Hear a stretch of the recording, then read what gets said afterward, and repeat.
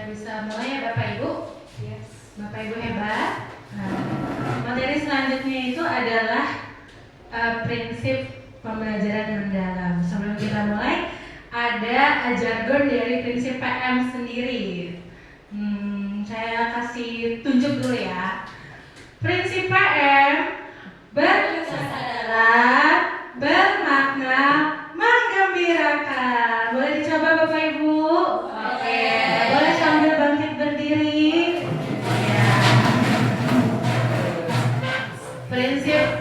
Oke, kita ulang ya. Prinsip PM berkesadaran, bermakna, menggembirakan. Oke, tepuk tangan untuk semuanya. Oke, silakan duduk Bapak Ibu hebat. Tadi sudah dibahas sebelumnya bahwa pembelajaran mendalam itu mempunyai 3 prinsip. Ada yang masih ingat Bapak Ibu semuanya? Yang barusan tadi 3, betul. Ada yang berkesadaran, bermakna, menggembirakan. Adakah tahu apa itu berkesadaran sebelum kita mulai? Enggak? Atau belum ini ya? Kita langsung aja deh mulai kalau gitu. Ya, tadi kan ada namanya kerangka pembelajaran ya Bapak Ibu ya. Jadi pembelajaran mendalam itu sendiri kita mulai dari dimensi profil lulusan ya. Dimensi profil lulusan itu adalah tujuan dari pembelajaran mendalam itu sendiri. Bagaimana cara supaya kita mencapainya itu dengan prinsip 3 prinsip yang akan kita bahas lebih dalam ya. Yang pertama itu ada berkesadaran.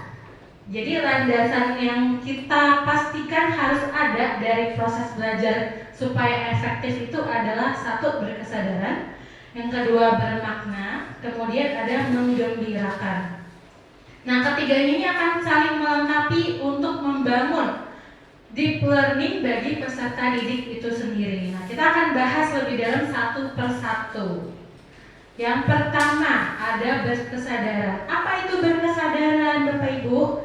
Yaitu pengalaman belajar yang diperoleh ketika kita itu sadar bahwa kita itu adalah pembelajar yang aktif, yang mampu meregulasi diri, di mana kita itu memahami tujuan pembelajaran, motivasi intrinsik, serta aktif mengembangkan strategi belajar untuk mencapai tujuan.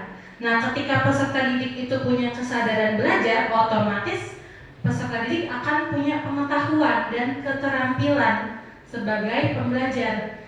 Ya, seperti Bapak Ibu tahu sendiri kan kita memang belajar itu sepanjang hayat kita ya, dari kita lahir sampai kita nanti tutup usia itu belajar itu adalah hal yang nggak mungkin kita hindari gitu ya. Jadi itu memang kita lakukan sepanjang hayat. Nah, bagaimana penerapannya Bapak Ibu? Yang pertama itu kita buat dulu kelas kita itu nyaman dalam belajar. Setelah nyaman, mereka itu pasti akan fokus, berkonsentrasi dan memperhatikan. Ya, akhir-akhir ini tuh banyak sekali anak-anak itu datang ke sekolah tapi tidak belajar gitu kan. Mereka memikirkannya ya main, terus ketemu dengan teman, tapi saat di kelas itu hatinya nggak di kelas gitu. Jadi kalau mereka tidak fokus, tidak konsentrasi, tidak memperhatikan, otomatis mereka tidak akan mendapatkan tujuan pembelajaran itu di kelas. Jadi kesadaran terhadap proses berpikir itu juga penting. Lalu peserta didik juga harus punya kesempatan. Jadi bukan kita doang nih guru-guru yang mengatur, tapi mereka itu bebas menentukan pilihan dan memiliki alasan. Kadang-kadang kan anak-anak di kelas itu kan punya pendapat dan kita harus tanya apa sih alasan dari pilihan atau alasan yang mereka sampaikan di kelas. Kemudian semua peserta didik juga harus terlibat dalam pembelajaran, sehingga kita setiap hari tuh ada strategi baru apalagi nih yang bisa kita lakuin di kelas supaya anak siswa itu semangat, konsentrasi. Nah, kemudian kita sebagai pendidik pun harus terbuka terhadap perspektif baru ya. Jadi kita bisa mencari banyak ide dari banyak sumber belajar, misalnya dari pengetahuan pengalaman baru yang kita dapat dari manapun, misalnya dari internet, dari manapun kita bisa menerapkannya di kelas. Begitu Bapak Ibu. Ya. Kemudian prinsip pembelajaran yang kedua adalah bermakna. Kalau dengar makna itu ada yang tahu nggak Bapak Ibu? Makna berarti ya.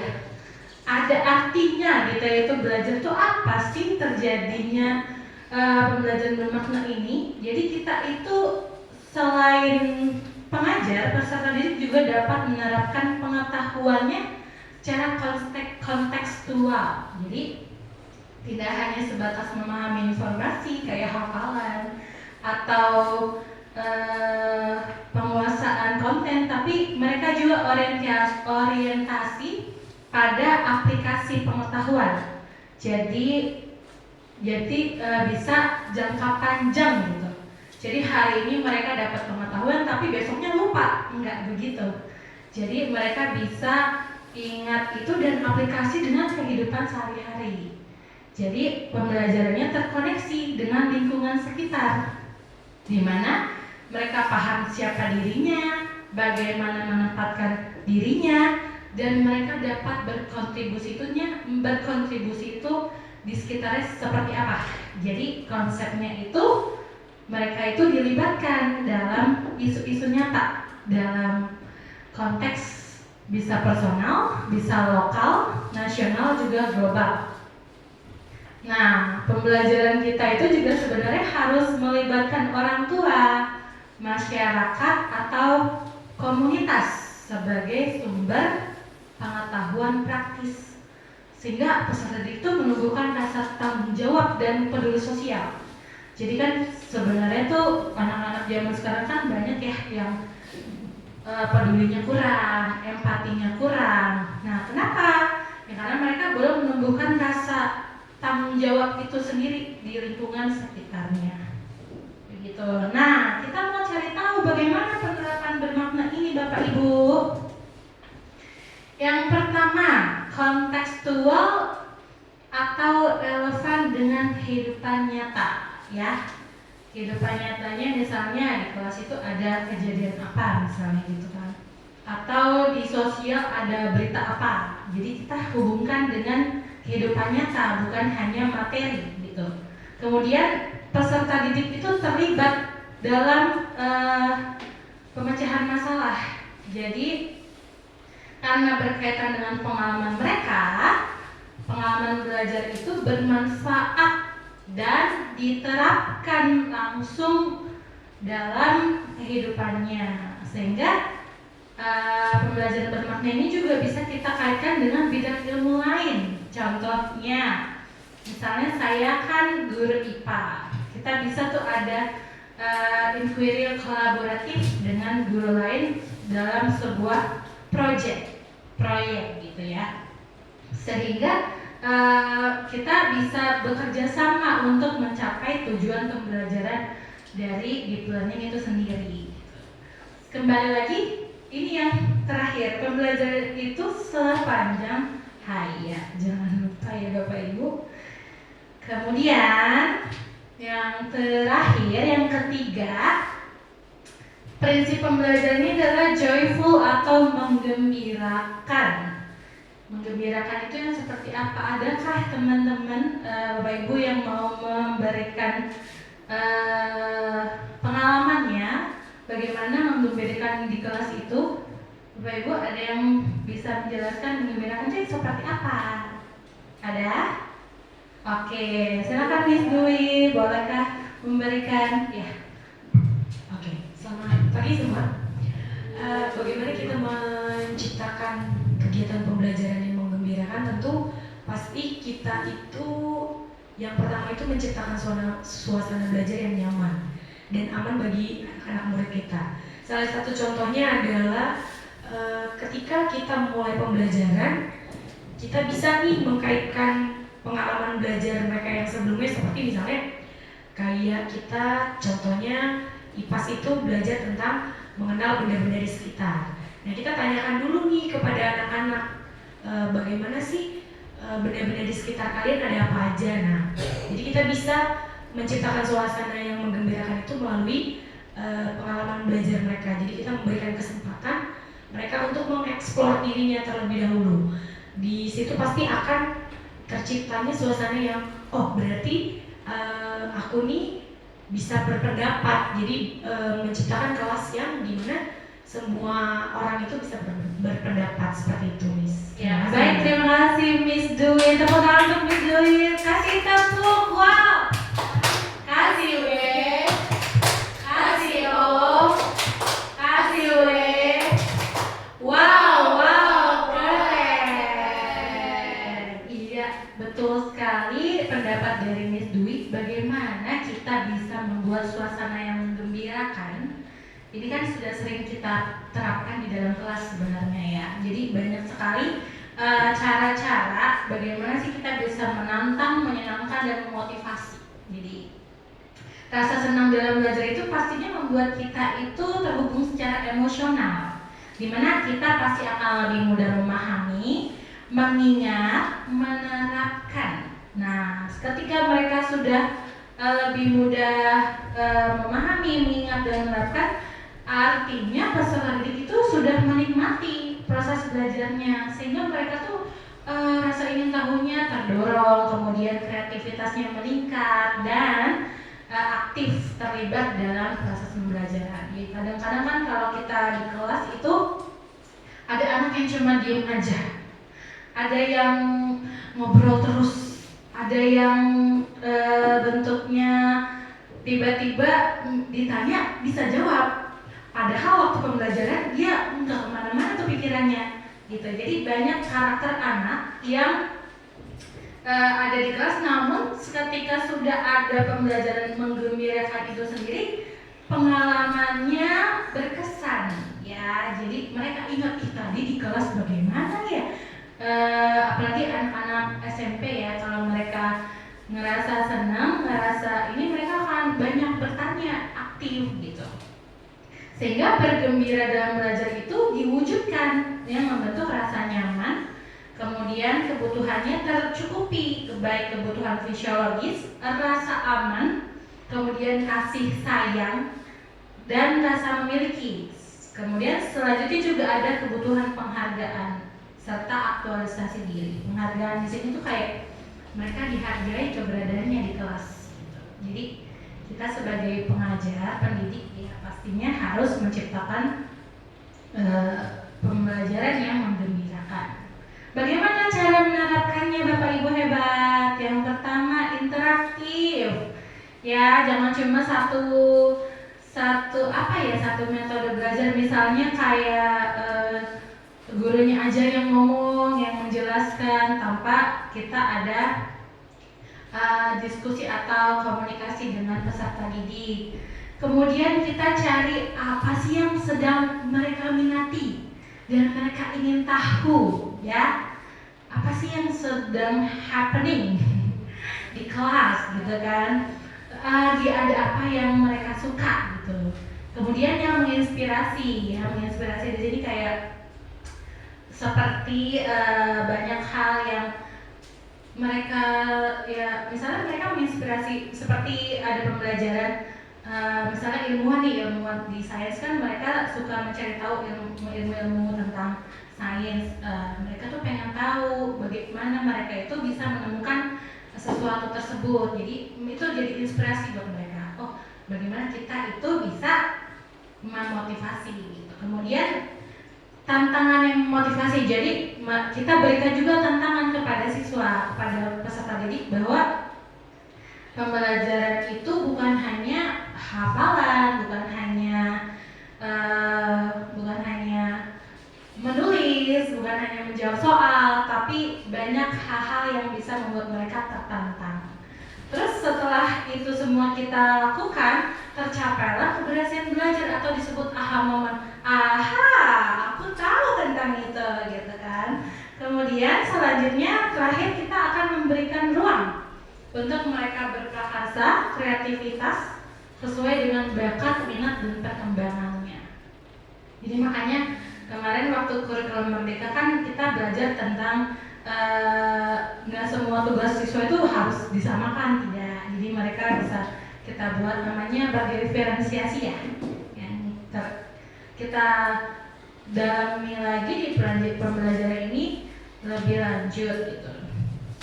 Kemudian setelah 3 prinsip tadi, ada upaya. Bagaimana upayanya? Kita kan sudah tahu prinsipnya, penerapannya. Bagaimana kita bisa mengupayakan prinsip itu di dalam kelas? Dalam pandangan Ki Hajar Dewantara, Bapak Pendidikan Nasional kita, ada 4. Yang pertama itu olah pikir, olah hati, olah rasa, dan olah raga. Coba Bapak Ibu, 1. Olah pikir, olah hati, olah rasa, olah raga. Iya, mari kita simak apa itu olah pikir, olah hati, olah rasa, olah raga. Ada yang pernah dengar sebelumnya? Sudah ya. Pertama, kita itu mau olah pikir. Jadi prosesnya itu berfokus pada asah akal budi, kemampuan kognitif pastinya ya, seperti kemampuan untuk memahami, menganalisis, dan memecahkan masalah. Ini tuh kalau di pembelajaran IPA sih banyak ya yang bisa kita pecahkan masalah. dengan demikian tuh olah pikir itu membuahkan kecerdasan yang intelektual, terus bernalar kritis, dan bernalar yang problem based learning. Jadi lebih kepada penyelesaian masalah, lalu menghasilkan pengetahuan dalam berbagai disiplin dan bidang ilmu. Jadi banyak hal yang bisa kita lakukan untuk mengolah sehingga menimbulkan peningkatan kemampuan kognitif anak. Kemudian olah hati, Bapak Ibu. Apa itu olah hati? Kalau lagi bad mood gitu kan, bisakah kita mengolah hati anak-anak? Bagaimana caranya Bapak Ibu? Ada yang tahu? Ice breaking, betul. Jadi kayak kalau ice breaking itu membuat mereka merasa semangat, Bapak Ibu ya. Jadi lebih kepada berfokus pada pengembangan aspek emosional, dan jangan lupa etika dan spiritual juga. Jadi sehingga peserta didik itu mampu memahami perasaan mereka, kemudian menumbuhkan rasa empati dan menjelaskannya seperti kebenaran, kejujuran, dan kebajikan. Jadi kita mengarahkan peserta didik untuk apa? Pertama, mengenal dan memahami nilai-nilai kebaikan. Yang kedua, membentuk kesadaran diri akan tanggung jawab moral. Yang ketiga, menumbuhkan sikap saling menghormati dan peduli terhadap orang lain. Yang keempat, kita itu sebagai pendidik bisa juga mengembangkan kepekaan peserta didik sebagai landasan kehidupan. Jadi kadang-kadang kita itu masih materi, tapi kita tidak memberikan contoh kepada anak-anak. Contohnya ketika kita sedang di kelas, kita itu juga harus peduli terhadap perasaan anak ya. Bagaimana dia itu merasa dihargai, dan saat mereka sudah dirasa dihargai, tumbuhlah nilai-nilai dalam moralnya bahwa mereka sadar mereka itu harus saling menghormati dan peduli. Kemudian olah rasa. Olah rasa ini kepada nama lainnya estetika ya Bapak Ibu.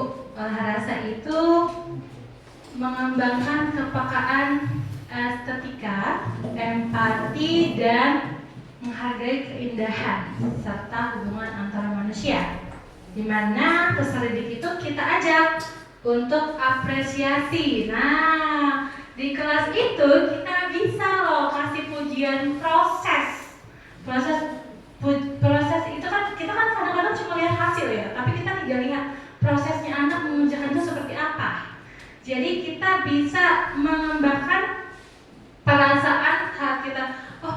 bagus. Ini gimana tadi kamu ngerjainnya? Saat mereka mengerjakan juga kita harus lihat bagaimana effort mereka itu saat melakukan aktivitas. Jadi kan kita suka kasih di kelas itu suka kasih banyak tugas, dan tugasnya itu bisa kita lihat prosesnya Bapak Ibu. Kemudian kita jadi dengan rasa mereka dihargai tadi, mereka itu bisa memahami bahwa hubungan sosial itu baik dalam mengasah rasa seorang dapat lebih peka terhadap nilai-nilai moral, spiritual, dan terciptalah keharmonisan dalam kelas.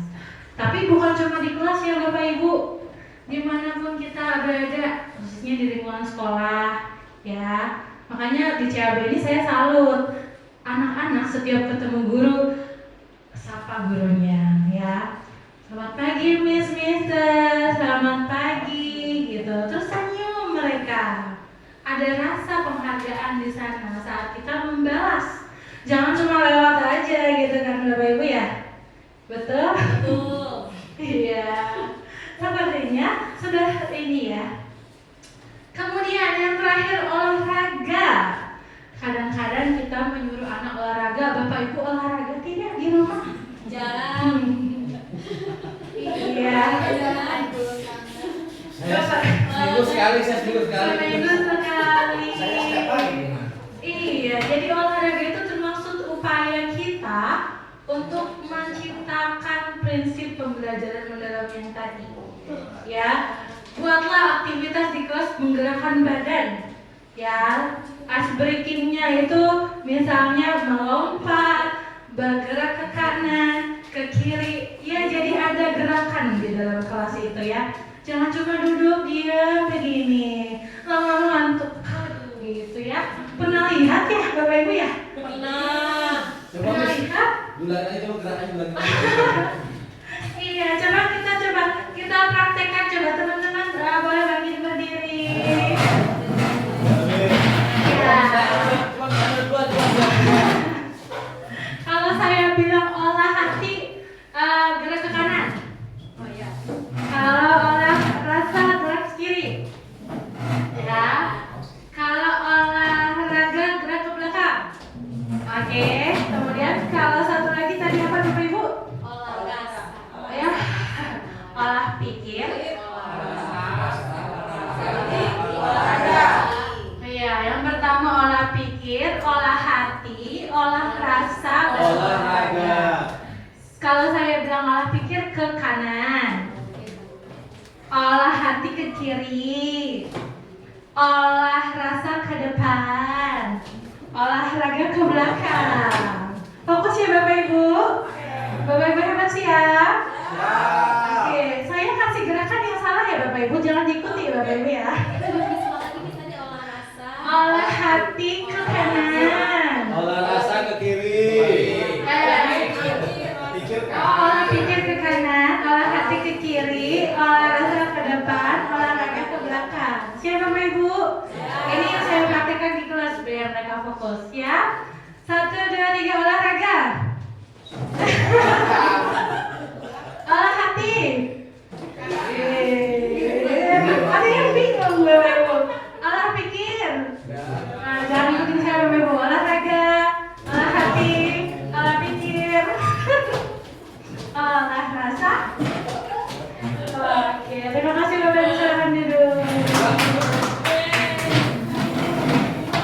Iya, jadi kurang fokus nih, kurang fokus. kurang fokus ke Tanggal aku. tua, saya tanggal tua. Oh, begitu ya Pak? Iya. Nih, kegiatan fisik itu sangat berpengaruh ya Bapak Ibu, baik di kelas maupun di luar kelas. Itu untuk menjaga, meningkatkan kesehatan fisik, kekuatan tubuh, serta membentuk karakter melalui kegiatan jasmani. Makanya saya sarankan bahwa kita semua tuh harus melakukan olahraga juga ya. Jadi olahraga itu tidak hanya berfokus pada kebugaran fisik, tapi juga pengembangan disiplin, di mana kita itu bisa tangguh, bekerja sama, dan mendukung pendidikan secara holistik. Nah, Ki Hajar Dewantara percaya bahwa kesehatan fisik itu harus seimbang dengan kesehatan mental ya Bapak Ibu. mental yang seperti apa? Yang emosionalnya baik, spiritualnya baik, serta menciptakan harmoni antara tubuh dan jiwa. Makanya kita semua harus sehat-sehat ya Bapak Ibu semua ya. Amin. Kemudian selanjutnya ini yang sudah kita pelajari prinsip. Yang selanjutnya kita akan mempelajari tentang pengalaman belajar ya Bapak Ibu. Sebentar saya buka yang selanjutnya. Caranya gimana ya? Oke. Ada pertanyaan tentang prinsip pembelajaran Bapak Ibu semua? Coba saya ulang. Saya tanya ya Bapak Ibu, apa itu prinsip pembelajaran? 3. Prinsip pembelajaran. Adakah yang tahu? Berkesadaran, bermakna, menggembirakan. Bagaimana upaya kita menciptakan prinsip tadi? Olahnya ada berapa? 4. Yang pertama, Olah hati, olah hati, olah rasa, olah raga. oke, adakah satu orang yang mau memberikan refleksi dari prinsip pembelajaran tadi, bahwa apa saja yang sudah kita pelajari selain tadi tentang prinsip, dan adakah saya baru tahu tentang hal itu gitu. Oh ya boleh deh. Boleh, baik Mas Ika. Oh iya. Ya. Tadi perkenalkan saya Miss Shika. Tadi yang saya dapat itu bahwa kalau di dalam kelas tuh gak hanya sekedar mengajar, bahwa banyak aspek-aspek yang harus diperhatikan gitu kan. Ada tadi olah hati, olah pikir, olah rasa, olahraga, bahwa kedekatan tadi yang saya dapat chemistry-nya dulu sama anak-anak ya, gimana supaya pembelajaran itu dapat tersalurkan dengan baik gitu, dan bisa terdeliver dengan baik kepada siswa gitu. Jadi mulai dari pikiran, perasaan, ternyata raga pun kesehatan jasmani dan mental itu tuh juga berpengaruh dalam kita memberikan pembelajaran kepada siswa di kelas gitu. Terus tadi olah pikir, olah hati, olah rasa, olah pikir, olah hati pun juga supaya kita bisa connected juga sama anak gitu. Itu sih Miss yang saya dapatkan. Baik, Miss. Baik, terima kasih Miss Ika. Kita beri tepuk salut untuk Miss Ika. Salut, salut, salut, salut, salut. Baik, ini adalah materi selanjutnya Bapak Ibu, pengalaman belajar. Adakah sebelum kita masuk ke materi ini, adakah ada yang mau menceritakan pengalaman belajarnya Bapak Ibu di kelas? Ya, ada satu orang yang mau, saya tuh pengalaman belajar seperti ini. Saya merasa gini. Adakah pengalaman belajar? Nah, oke, baik Miss Mana. Ya, terima kasih Miss Amel. Ya, untuk pengalaman belajar di kelas yang tadi masih ada hubungannya dengan berkesadaran, bermakna, dan menggembirakan. Sebenarnya di sini saya merasakan ya, guru itu bukan hanya sebagai penyampai materi gitu ya. Karena kalau guru hanya sebagai penyampai materi, anak udah stres duluan gitu. Apalagi yang mungkin mereka bukan passionnya di situ, bukan kemampuannya di situ. Itu udah lelah, udah nguap-nguap gitu ya. Kalau saya kan SBDP itu nih sekarang nih yang di SMP dan di kelas 5 itu mereka harus menuangkan pikirannya, ide-idenya. Nah, itu bagaimana supaya mereka itu tertarik dulu ya. Nah itu kalau udah saya masuk gitu, aduh Miss, saya belum dapat ide gitu ya. Oke, jadi bagaimana guru ini, saya juga belajar bagaimana supaya mereka ada, yaitu olah pikir ya, tapi mereka nggak terbebani gitu kan, olah hati supaya hatinya gembira gitu kan, untuk melakukan pembelajaran selanjutnya. Apalagi kalau pelajaran sebelumnya itu udah berat, yang hitung-hitungan atau apa gitu kan, mereka udah, Miss, tadi baru lelah nih Miss, baru hitung-hitung gitu kan. Oke, kita gembira aja gitu kan. Nah itu jadi saya merasa di sini bahwa guru bukan hanya penyampai materi, tapi bagaimana ya olah pikir, olah hati, olah rasa gitu ya, dan olahraga. Nah yang pengalaman saya itu jadi membawa anak-anak yang tidak berminat sekalipun dalam hal seni ya, menggambar atau apapun itu, mereka tuh mau mencoba gitu. Bagaimana supaya mereka mau mencoba gitu, minimal mau mencoba. Walaupun mereka bilang, Miss, saya tuh nggak bisa, banyak yang begitu, hampir sebagian besar. Miss, saya nggak bisa. Ide apa yang bisa saya tuangkan? Saya nggak ada ide. Coba kalian lihat aja di sekeliling kelas ini, apakah ada yang bisa kalian tuangkan gitu loh. Jadi dimulai dari hal di sekeliling mereka. Atau kalian suka jalan-jalan kemana, ke gunung, ke pantai, dapat ide tuh dari sana bisa yang kalian bayangkan kalian pernah pergi ke suatu tempat. Jadi kita mulai dari membawa mereka ke hal-hal yang menarik dulu begitu, membawa mereka bukan langsung ke tujuannya ayo langsung ini. Nah, membawa mereka gembira dulu ya, suasana hatinya juga, pikirannya juga. Setelah dicoba ternyata mereka bisa, dan saya salut sama mereka. Ini kalian bisa loh, kalian bisa semuanya sekelas ini. Enggak, Miss, saya jelek. Enggak, kamu sudah dengan effort tinggi melakukan ini. Saya bilang, kamu hebat, saya bilang gitu. Akhirnya dia dengan semangat melanjutkan sampai selesai. Itu yang saya pernah share itu, saya juga enggak menyangka. Nah itu pengalaman belajar saya. Iya, terima kasih untuk Miss Mona. Beri tepuk hebat untuk Miss Mona. Tepuk hebat.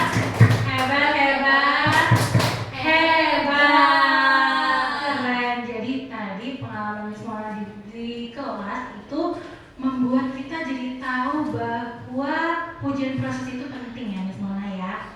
Nah ini dia, kita akan masuk ke pengalaman belajar.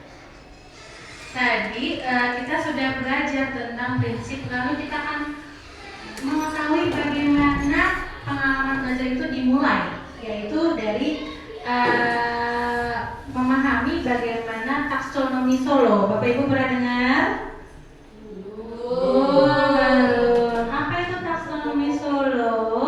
Yaitu tahapan bagi kita dalam mengajar.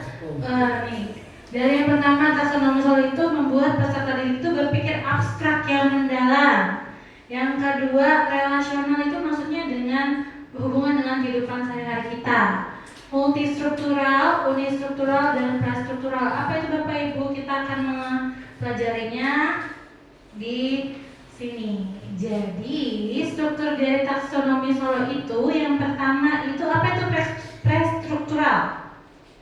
Jadi awalnya itu kita itu pasti pernah merasa gagal ya Bapak Ibu ya, merasa poinnya salah, nggak bisa berkompetensi. Tapi saat kita menumbuhkan aspek relevan, kita itu bisa mengidentifikasi, bisa juga memahami prosedur dari unistruktural itu sendiri, lalu kita bisa mengembangkannya setelah terjadi unistruktural, namanya multi, mengkombinasikan. Jadi di dalam proses belajar itu kita bisa mengombinasikan, mendeskripsikan, juga bisa mengembangkan skill-skill anak. Jadi banyak yang bisa kita lakukan. Nanti setelah dia sudah, jadi dari awal nih nggak tahu apa-apa, terus tiba-tiba kita kasih banyak aspek relevan, meningkat.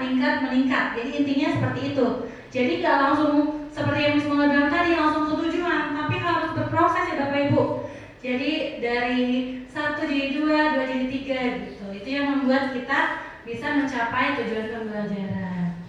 Nah ini Bapak Ibu, bagaimana pendekatan kita dalam deep learning itu sendiri? Yang pertama yang udah kita bahas. Nah ini dia, pengalamannya itu ada 3 Bapak Ibu. Yang pertama memahami, kedua mengaplikasi, yang ketiga merefleksi. Ini yang penting dalam kegiatan pembelajaran kita. Kalau anak nggak paham, nggak mungkin bisa aplikasi, nggak mungkin juga bisa merefleksi ya Bapak Ibu. Jadi bagaimana prosesnya? Yaitu pengetahuan dan keterampilan serta sikap dulu, lalu mereka akan aplikasikan lingkungan masing-masing. Misalnya kalau di sekolah, di rumah, bisa juga kalau kita sebagai pendidik di tempat kerja kita, gitu kan, mengaplikasikannya sehingga kita terlibat interaksi. Kan banyak ya siswa itu merasa introvert ya Bapak Ibu. Pernah dengar kata introvert ya Bapak Ibu? Pernah. Sebenarnya nggak introvert mungkin, hanya belum nyaman di lingkungan tersebut ya. Jadi kita buat pendekatan itu dengan menumbuhkan rasa memahami dulu, kemudian mereka bisa mengaplikasi dan merefleksi di semua lingkungan yang ada. Apa itu memahami? Ini adalah fase awal pembelajaran. Kalau nggak paham satu sama lain, kita bisa salah sangka ya Bapak Ibu. Iya, kita bisa membangun kesadaran peserta didik terhadap tujuannya. Makanya kalau di kelas itu kita harus sampaikan, hari ini kita mau begini ya, ada tujuannya. Jadi di awal pembelajaran itu kita sampaikan kepada peserta didik tujuan pembelajaran hari ini itu apa, sehingga mereka tahu poin-poinnya. Lalu kita itu bisa menjadi fasilitator ya. Bagaimana kita bisa mengadakan sumber-sumber belajar. Jadi bukan kita saja sumber belajarnya, tapi banyak. Misalnya aspek dari banyak internet misalnya kita pakai atau apa gitu. Kemudian kita juga bisa menemukan pengetahuan esensial, aplikatif dan nilai serta karakter. Oke. Ini pengetahuan esensial. Jadi contohnya disiplin ilmu kita bisa lihat ini di bahasanya. Kalau ini untuk bahasanya kita bisa menumbuhkan kosakata. Kadang-kadang kita nanya, anak-anak nanya, Miss kata ini artinya apa gitu kan. Kadang-kadang mereka tuh belum tahu. Jadi kita harus menjelaskan terlebih dahulu atau mereka cari secara individu apa arti kosakata yang ada di dalam pembelajaran kita. Kemudian pengetahuan aplikatifnya mereka jadi tahu cara menulis membuat laporan yang efektif Bapak Ibu ya. Oh ternyata setelah mereka tahu, memahami, bisa diaplikasikan, langsung bisa buat laporan kalau di sains. Laporannya terstruktur. Kemudian yang terakhir itu ada pengetahuan nilai dan karakter. Setelah mereka memahami cara keterampilan menulis, mereka itu bisa menggunakannya dalam kehidupan sehari-hari sehingga bisa berbahasa, membangun hubungan yang baik dan menghindari konflik. Ini nih, kadang-kadang kan kita banyak laporan, Miss yang ini berantem sama yang ini Miss, yang itu lagi ini begini Miss. Aduh, karena mereka belum paham aplikasi materi yang mereka dapatkan itu belum disalurkan di hidupnya. Begitu Bapak Ibu. Jadi empati dan kepedulian anak itu bisa kita kembangkan dari materi yang kita sampaikan di kelas, juga proses mereka mencari tahu itu sendiri. Jadi paham itu penting ya Bapak Ibu. Paham. Nah, bagaimana karakternya? Contoh, kita akan melihat waktu ya. Contohnya misalnya dari pelajaran IPS nih. Kita mengeksplorasi pengalaman peserta didik di masalah sosial. Kemudian apa topiknya? Mengerti dulu, paham apa yang sedang dibahas. Kemudian kita sebagai guru juga harus kasih data, memberikan data ya. Jangan mereka nggak tahu apa-apa, tapi mereka disuruh mengerjakan sesuatu, mereka nggak tahu nanti, gitu. Ya. Setelah itu mengaplikasi. Nah, aplikasi ini yang perlu kita perluas nih Bapak Ibu. Jadi mereka itu setelah mengaplikasikannya dalam aktivitas, mereka jadi bisa mengerti bagaimana memecahkan masalah, mengambil keputusan, serta menerapkannya dalam proses belajar. Iya. Yang terakhir itu, ini dia contoh dari mengaplikasi ya Bapak Ibu. Karakternya pastinya mengaplikasi itu menghubungkan konsep baru dengan pengetahuan, berpikir kritis, mencari solusi. Jangan kalau dia nggak bisa, kita yang memberikan solusi, kita langsung bantu. Tapi mereka harus dikasih arahan, bagaimana mereka memecahkan masalah itu sendiri dulu, gitu. Kamu nggak tahu, coba cari tahu dulu nak gimana caranya. Jadi kita bukan menjadi sumbernya, tapi mereka yang mencari tahu. Jadi keinginan rasa ingin tahu itu muncul dari cara mengaplikasikan tersebut ya. Contoh nih Bapak Rama, peserta didik memahami bentuk umum persamaan linear. Ini matematika banget ya.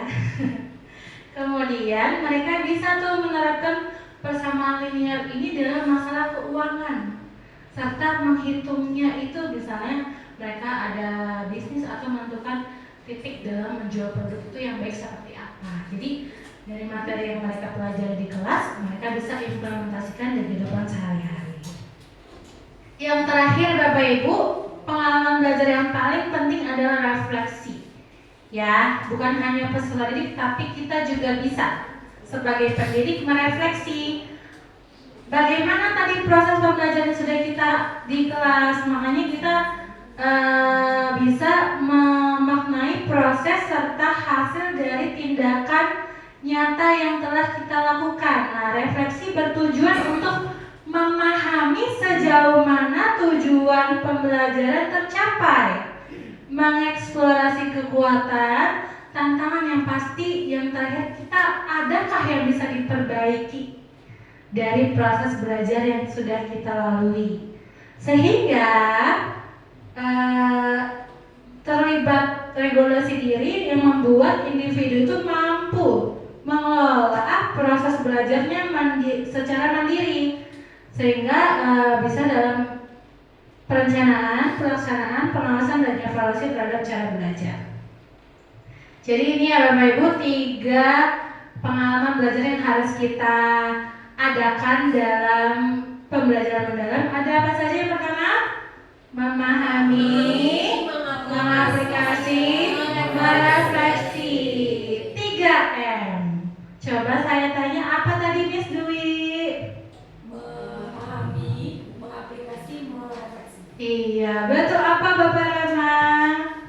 Memahami, mengaplikasi, merefleksi. Iya, terima kasih. Itu saja yang bisa saya sampaikan hari ini. Selanjutnya, adakah yang mau memberikan refleksi dari pelajaran, bukan pelajaran sih, materi modul tentang pengalaman belajar? Tidak? Ya sudah, karena keterbatasan waktu ya Bapak Ibu ya. Bisa kita lanjutkan ke materi selanjutnya, yaitu asesmen ya Bapak Ibu. Tepuk tangan untuk kita semua.